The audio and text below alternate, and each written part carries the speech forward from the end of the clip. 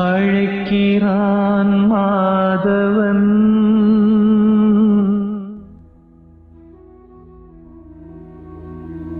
எல்லோருக்கும் வணக்கம். இன்றைக்கி வீடியோ பதிவு எந்த விஷயத்தை பற்றி நம்ம பேச போகிறோன்னா, கிட்டத்தட்ட பல மாதங்களாக எதிர்பார்த்து கொண்டிருந்த ஒரு அற்புதமான ஒரு விஷயம் இன்றைக்கி நடந்திருக்குது. ஸோ சுனிதா வில்லியம்ஸ் அவர்கள் வெற்றிகரமாக கிட்டத்தட்ட ஒரு 286 நாள் ஸ்பேஸில் இருந்துட்டு இன்றைக்கி வந்திருக்காங்க. இது ஒரு 8 நாள் பயணமாக போய் இவ்வளோ பெரிய நாளாக நீடிச்சுது. ஸோ அதை பற்றி தான் இன்றைக்கி நம்ம டிஸ்கஸ் பண்ண போகிறோம். ஸோ சுனிதா வில்லியம்ஸ் அவர்களும் பட்ச் வில்மோர் அவர்களும் எவ்வளோ பெரிய ஒரு விஷயத்தை அங்கே ஃபேஸ் பண்ணியிருப்பாங்க அப்படின்றத பற்றிலாம் தான் இன்றைக்கி நம்ம டிஸ்கஸ் பண்ண போகிறோம். ஸோ நம்ம இந்த ஒரு விஷயத்துலேருந்து நம்ம என்ன லேர்ன் பண்ணிக்கணும் அப்படின்றத பற்றி இன்றைக்கி நம்ம பார்க்க போகிறோம். ஸோ இப்போ ஃபஸ்ட்டு ஒரு விஷயத்தை நீங்கள் எடுத்துக்கோங்க. நீங்கள் இந்த மாதிரியான ஒரு நிலையில் இருந்திருந்தால் என்ன பண்ணியிருப்பீங்க? உங்களை நீங்கள் அங்கே வச்சு திங்க் பண்ணி பாருங்கள். நம்ம இந்த மாதிரியான ஒரு சுச்சுவேஷனை ஃபேஸ் பண்ணியிருந்தால் நம்ம என்ன பண்ணியிருப்போம்? இப்போது நம்ம ஏதோ ஒரு காட்டுக்குள்ளே போய் மாட்டிட்டனாலே ஒரு நாள் நைட்டு தங்குறதுக்கே நம்மளுக்கு அவ்வளோ கஷ்டம் இருக்குது. ஆனால் நம்ம பூமியில் தான் இருக்கோம். இப்போ இந்த பூமியில் தான் இருக்கோம். ஆனால் இருந்தாலுமே நான் ஒரு காட்டு பகுதியில் போய் நான் மாட்டிக்கிட்டேன் அப்படின்னா எனக்கு ஒரு பயம் வந்துடுது. அங்கே மிருகம் கூட இருக்க வேண்டாம்.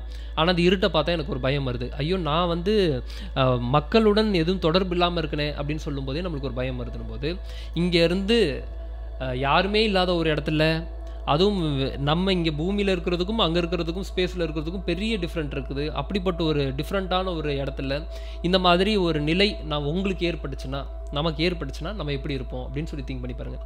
இது சாதாரண விஷயம் கிடையாது. ஏன்னா இப்போது இவ்வளோ நாளாக ஒருத்தர் சர்வை பண்ணி, அவங்க 2 பேரும் சர்வை பண்ணி இங்கே வந்திருக்கிறாங்க அப்படின்னா அவங்களோட மன தைரியம் எப்படி இருக்கும்? ஏன்னா இப்போது ஃபஸ்ட்டு இந்த மாதிரி எனக்கு ஒன்று நடந்துருச்சு அப்படின்னு சொல்லி சொன்னாலே பட்டுன்னு அடுத்த நாள் உயிர் போனாலும் போயிடும்.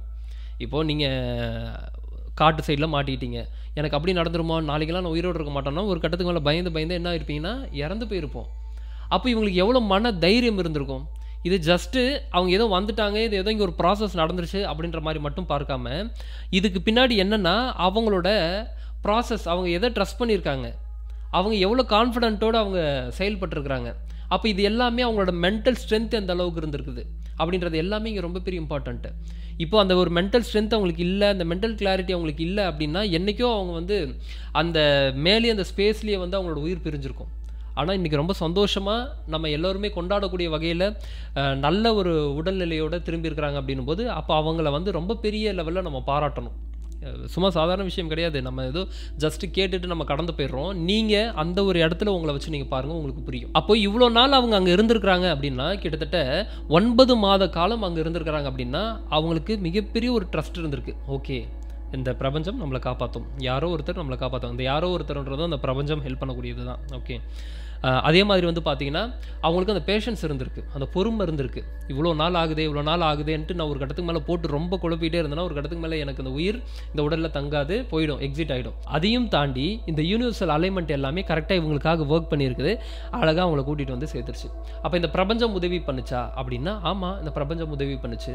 இப்போ உங்களுக்கு ஒரு கேள்வி வரலாம், என்னங்க எவ்வளோ பெரிய ஒரு க்ரூ நாங்கள் அமைச்சு ஒரு விஷயத்தையும் அவங்க பண்ணியிருக்கிறாங்க, நீங்கள் பிரபஞ்சம்னு ஈஸியாக சொல்லிட்டு போயிட்டீங்க, எவ்வளோ டெக்னாலஜி இதுக்கு பயன்படுத்தியிருக்கிறாங்க, இந்த பிரபஞ்சம் காப்பாற்றுற மாதிரி இருந்தால் ஈஸியாக அப்படியே எடுத்துகிட்டு காப்பாற்றிருக்கலாம்ல அப்படின்னு சொல்லி சொன்னால், இந்த பிரபஞ்சம் எப்படி காப்பாற்றும்னு நினைக்கிறீங்க? இந்த பிரபஞ்சம் ஒரு விஷயத்தை யார் மூலமாகவா தான் நடத்தும். அப்போ இப்போ எப்படி அழகாக ஒரு டீம் அமைச்சு அதுக்குண்டான ஒரு சில செயல்கள் பண்ணி, இப்போ அந்த டாக்கிங் அண்ட் அன்டாக்கிங் மெத்தடில், இப்போ டாக்கிங் மெத்தடு அங்கே போய் வேலை செய்யாமல் போயிருந்தா, அந்த அன்டாக்கிங் மெத்தட் அங்கே போய் வேலை செய்யாமல் போயிருந்தா, இப்போ போய் இந்த 2 ஜாயிண்ட் ஆச்சு. அப்புறம் இங்கேருந்து இங்கே எல்லாமே உள்ளே வந்தாங்க, அந்த 2 பேருமே இங்கே உள்ளே வந்தாங்க. இப்போ திரும்பவும் அது பிரியணும், அது 2மே ஓப்பன் ஆகி திரும்பவும் எடுத்துகிட்டு கடலில் பேராஷூட்டில் பிளேஸ் ஆச்சு. இப்போ இந்த ஒரு விஷயம் சரியாக நடக்காமல் இருந்திருந்தா, இப்போது நம்ம இந்த பூமியில் இருக்கோம், இந்த பூமியில் எல்லாரோட உயிருமே பிடிச்சி வைக்க முடியும்னு சொல்ல முடியுமா? இப்போ ஒருத்தருக்கு பட்டுன்னு ஹார்ட் அட்டாக் வருது, ஹார்ட் அட்டாக் வந்துருச்சுன்னா நீங்கள் ஹாஸ்பிட்டல் கூட கொண்டு போய் சேர்த்துட்டீங்க. ஆனால் எல்லா எக்யூப்மெண்ட்ஸும் இருக்குது, உலகத்தரம் வாய்ந்த ஹாஸ்பிட்டல். ஓகே, உலகத்தரம் வாய்ந்த ஹாஸ்பிட்டல் இங்கே இல்லாததே கிடையாது, மெடிசன்ஸ் இங்கே இல்லாததே கிடையாது. ஆனால் இவங்களை காப்பாற்ற முடியாது. ஏன் காப்பாற்ற முடியாதுன்னா, இயற்கை அந்த ஒரு இடத்துல அவருக்கான ஒரு நிலை மாறணும், அவரோட உயிர் பிரியணும்னா பிரிச்சிரும். அது நீங்கள் என்ன தான் பண்ணாலும் காப்பாற்ற முடியாது. அப்போ அப்படி இருக்கும்போது இந்த பிரபஞ்சம் அவங்களுக்கு சப்போர்ட் பண்ணுச்சானா, ஆமாம், சப்போர்ட் பண்ணியிருக்குது தானே. இப்போது அவங்க எப்படி வேணால் எந்த நிலைக்கு வேணால் போயிருந்துருக்கலாம். இப்போ அந்த இடத்துல அவங்களோட மென்டல் ஸ்ட்ரென்த்தும் அவங்களோட கான்ஃபிடென்ஸும் பெரிய லெவலில் அவங்க ஒர்க் பண்ணியிருக்கு, இல்லைன்னு சொல்லலை. இருந்தாலுமே இந்த பிரபஞ்சம் சரியான முறையில் எல்லாத்தையும் நடத்துனதுனால தான் அவங்க இவ்வளோ மாதங்களாக அங்கே சர்வை பண்ணியிருக்காங்க. இல்லைன்னா பண்ண முடியாது. இப்போ நீங்கள் வந்து அதை பண்ணிவிட்டு இதை பண்ணிட்டேன்னு சொல்லி டெக்னாலஜியில் நம்ம சொன்னாலுமே சூப்பர், செம்ம விஷயம். பட் இந்த உலகத்தில் நீங்கள் இந்த ஒரு டெக்னாலஜியை பயன்படுத்திங்கன்னா அடிப்படையில் இந்த டெக்னாலஜி எங்கேருந்து வந்துச்சு? இப்போ நீங்கள் எதை வச்சு இங்கே பயன்படுத்திட்டு இருக்கீங்க? இந்த காற்றை வச்சு பயன்படுத்திட்டு இருக்கிறீங்க, இந்த நெருப்பை வச்சு பயன்படுத்திட்டு இருக்கீங்க. இப்போ இது எல்லாம் இயற்கை நம்மளுக்கு கொடுத்த கொடை தானே. அப்போ இயற்கை தானே ஒரு விஷயத்தை நடத்துது. இந்த பிரபஞ்சத்தை யூஸ் பண்ணி தானே ஒரு விஷயத்தை நீங்கள் பண்ணுறீங்க. இப்போ நான் அந்த மண்ணை வச்சு பண்ணுறேன் அப்படின்னா, இந்த மண் எனக்கு கொடுத்த, இந்த பிரபஞ்சம் எனக்கு கொடுத்த ஒரு மிகப்பெரிய ஒரு கிஃப்ட்டு. இந்த காற்றை நான் பயன்படுத்துறேன்னா இந்த காற்றை நான் உருவாக்கல, காற்று ஆல்ரெடி இங்கே இருக்கக்கூடியது. இங்கே பாருங்கள், இந்த ஒரு இடத்துல நீங்கள் ஒரு விஷயத்த இன்னொரு பொருளை எடுத்து இன்னொரு பொருளை செய்ய முடியும். இங்கே இருக்கிறத பயன்படுத்தி ஒரு விஷயத்தை நான் இங்கே கிரியேட் பண்ண முடியும். இங்கே எதுவுமே இல்லாமல் நான் ஒரு விஷயத்தை கிரியேட் பண்ண முடியுமானா முடியாது. இது எல்லாமே இங்கே பஞ்சபூத தத்துவத்தில் இருக்குது. இப்போ இந்த பஞ்சபூத தத்துவத்தின் படி தான் நான் ஒரு பொருளுமே அமைக்கிறேன். அப்படின்னும் போது இங்கே எதுவுமே இல்லாமல், இயற்கையில் எந்த ஒரு விஷயமே இல்லாமல் நான் புதுசாக ஒன்றத்தை கிரியேட் பண்ண முடியுமானா முடியாது. அப்போ இந்த பிரபஞ்சம் ஹெல்ப் பண்ணியிருக்கா? 100% பண்ணியிருக்கு.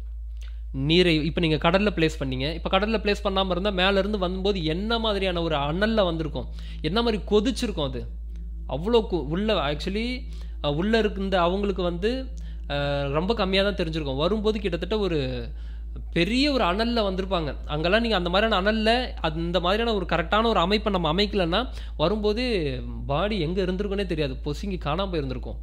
அப்போ அப்படிப்பட்ட ஒரு நிலையில் வந்து நான் இங்கே இறக்கணும் அப்படின்னா இந்த காற்றை நான் பயன்படுத்தி நான் வந்திருக்கேன். அந்த காற்றை நான் பயன்படுத்தினதையும் தாண்டி அந்த நீருக்குள்ளே நான் அதை இறக்கியிருக்கேன் அப்படின்னா நீங்கள் இந்த பிரபஞ்சத்தை பயன்படுத்தியிருக்கீங்க தானே. அப்போ இந்த பிரபஞ்சம் அவங்களுக்கு அங்கே சரியாக வேலை செஞ்சது தானே. அப்போ இவ்வளோ மாதமாக அவங்களுக்கு அந்த உயிருடன் இருந்து நமக்காக இங்கே ஒரு விஷயத்தை வந்து அவங்க பண்ணியிருக்காங்க.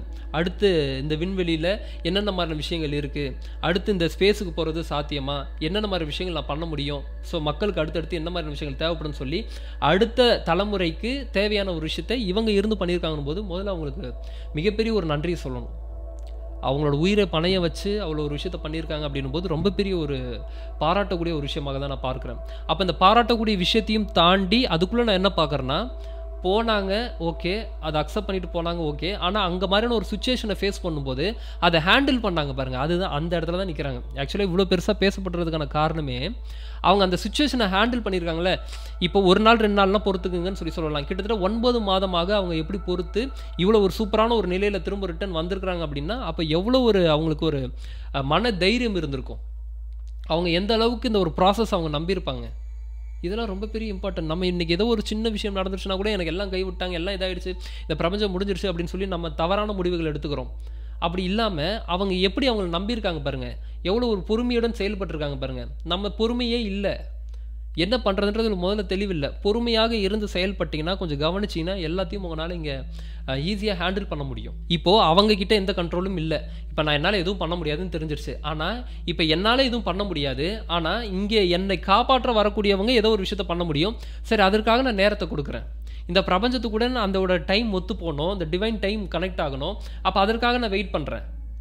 அப்போது இப்போ முன்னாடி வெதர் கண்டிஷன் சரியாக இல்லை, அதனால் நான் வெதர் கண்டிஷனுக்கு தகுந்த போல் சீக்கிரமாக இறக்கிட்டேன்னு சொல்கிறாங்க. ஆனால் அவங்க வர வேண்டியது கொஞ்சம் டிலே ஆகி வர வேண்டிய டைம் தான், ஆனால் சீக்கிரமாக வந்துட்டாங்க அப்படின்னா அப்போ நீங்கள் நல்லா கவனிங்க, அவங்களுக்கு இந்த பிரபஞ்சம் சரியாக சப்போர்ட் பண்ணியிருக்கு. வரக்கூடிய வழியில் எப்படிப்பட்ட ஒரு விஷயங்கள் வேணால் ஏற்பட்டிருந்திருக்கலாம், எப்படிப்பட்ட ஒரு நிலை வேணால் மாறிடலாம், ஆனால் எல்லாமே கரெக்டாக இங்கே நடந்ததுனால தான் ஒரு விஷயம் நடக்கும். நான் எப்பயுமே கிளாஸில் கூட சொல்கிறது உண்டு, இப்போ நீங்கள் காரில் போயிட்டு திரும்ப வீட்டுக்கு வரீங்க அப்படின்னா காரில் போயிட்டு நீங்கள் வீட்டுக்கு வந்த நீங்கள் சரியாக ஓட்டுனதுனால தான் வீட்டுக்கு வந்தீங்கன்னு சொல்ல முடியுமா? நீங்கள் சரியாக ஓட்டுனதுனால மட்டும் இங்கே வீட்டுக்கு வரல, எல்லா விஷயமும் எனக்கு சரியாக நடந்ததுனால தான் இன்றைக்கி நான் இங்கே வீட்டுக்கு வந்து சேர்ந்துருக்கேன், இங்கே உட்காந்து நான் பேசிகிட்டு இருக்கேன். எல்லாமே எனக்கு சரியாக நடந்ததுனால தான் இங்கே நான் ஒரு விஷயமும் நான் பண்ண முடியுது. இப்போ நான் இங்கே சரியாக ஓட்டினேங்க அதனால் நான் கரெக்டாக வந்தேன்னு நம்ம சொல்ல முடியாது. இயற்கை சப்போர்ட் பண்ணியிருக்கு. எப்படி ஆப்போசிட்டில் வரக்கூடிய பர்சன் சரியாக வந்திருக்கான், சைடில் வரக்கூடிய பர்சன் சரியாக வந்திருக்கான், இந்த இயற்கையில் எந்த ஒரு சீற்றமும் இல்லாமல் சரியாக எனக்கு நடந்திருக்குது. இப்படின்னு கூடிய அனைத்து விஷயத்தையும் நீங்கள் பார்த்தீங்கன்னா இயற்கை அப்படின்னு தான் கடைசியில் வந்து நிற்கும். நம்ம சொல்லலாம் எல்லாமே நான் பண்ணிக்கிறேங்க, இங்கே எல்லாம் டெக்னாலஜிங்க, எவ்வளோ பெரிய டெக்னாலஜியில் போயிருக்கு, என்னங்க இன்னும் நீங்கள் இயற்கையை பற்றி பேசுகிறீங்கன்னா இயற்கை அனுமதிக்காமல் ஒரு விஷயம் நடக்காது. இந்த பிரபஞ்சம் தான் உங்களை செயல்படுத்துது. இந்த பிரபஞ்சம் சரியான நேரத்தில் சரியான விஷயங்களை கொடுக்கும். அப்போ நீங்கள் ப்ராசஸை ட்ரஸ்ட் பண்ணணும். இப்போ எப்படி அவங்க அந்த ப்ராசஸை ட்ரஸ்ட் பண்ணாங்க, என்கிட்ட எதுவுமே இல்லை, சான்சஸ் எதுவுமே இல்லைனாலுமே அவங்க எந்த அளவுக்கு அதை நம்பினாங்க, எந்த அளவுக்கு அவங்களுக்கு அந்த ஒரு கான்ஃபிடென்ட் இருக்குது, அந்த மாதிரியான ஒரு கான்ஃபிடென்ட் நம்மளுக்குள்ளே இங்கே கொண்டு வந்துட்டோன்னா ஈஸியாக ஒரு விஷயத்தையும் அச்சீவ் பண்ண முடியும். அப்போ நம்ம இங்கே இவங்ககிட்ட இருந்து கற்றுக்க வேண்டியது என்னென்னா, நம்புங்க. அப்போ என்னதான் உங்களுக்கான ஒரு விஷயம் ராங்காக போனாலும் மீண்டும் இந்த ராங்காக போன ஒரு விஷயம் இயற்கை எனக்கு மாற்றி கொடுக்கும், இந்த ப்ராசஸை நான் ட்ரஸ்ட் பண்ணுறேன்னு சொல்லி நம்புங்க, செயல் பண்ணுங்க, ஆட்டோமேட்டிக்காக நடக்க வேண்டிய விஷயங்கள் நடந்துடும். அது எப்படி நடத்தும் அப்படின்னா, மனிதர்கள் மூலமாக தான் நடத்தும், சுற்றி உள்ள இயற்கையை பயன்படுத்தி தான் அதை நடத்தும். இப்போ ஒருத்தருக்கு நான் ஹெல்ப் பண்ணணுன்ட்டு அந்த பிரபஞ்சம் திங்க் பண்ணிடுச்சுன்னா, அந்த இயற்கையில் ஏதோ ஒரு பாதிப்பு வரும்போது அந்த பாதிப்பை கூட தள்ளி வச்சிரும். இப்போ அதற்கான ஒரு பர்சனை கொடுக்கும். இப்போ எப்படி ஒரு எலான் மஸ்க் அவர்களும் அவங்களோட டீமும் சேர்ந்து இவ்வளோ பெரிய ஒரு சூப்பரான ஒரு விஷயத்த பண்ணாங்களோ, அந்த மாதிரி சரியான ஒரு பர்சனை காமிச்சு, சரியான ஒரு பர்சனை அந்த ஒரு ப்ராசஸை பண்ண வச்சு அவங்கள எப்படி கொண்டு வரணுமோ அந்த பிரபஞ்சம் கொண்டு வரும். இப்போ உங்களுக்கு ஒரு கேள்வி வரலாம், இப்படி கொண்டு வர்ற மாதிரி இருந்தால் பிரபஞ்சம் என்றைக்கும் அந்த 8 நாளில் கொண்டு வந்திருக்கலாமேன்ற ஒரு கேள்வி வரலாம். சில விஷயங்கள் சில காரணத்திற்காக நடக்கும். அதுக்கு பின்னாடி நம்ம கேள்விகள் கேட்க முடியாது. ஒரு ப்ராசஸ் அப்படின்றத மட்டும்தான் நம்ம பார்க்க முடியும்.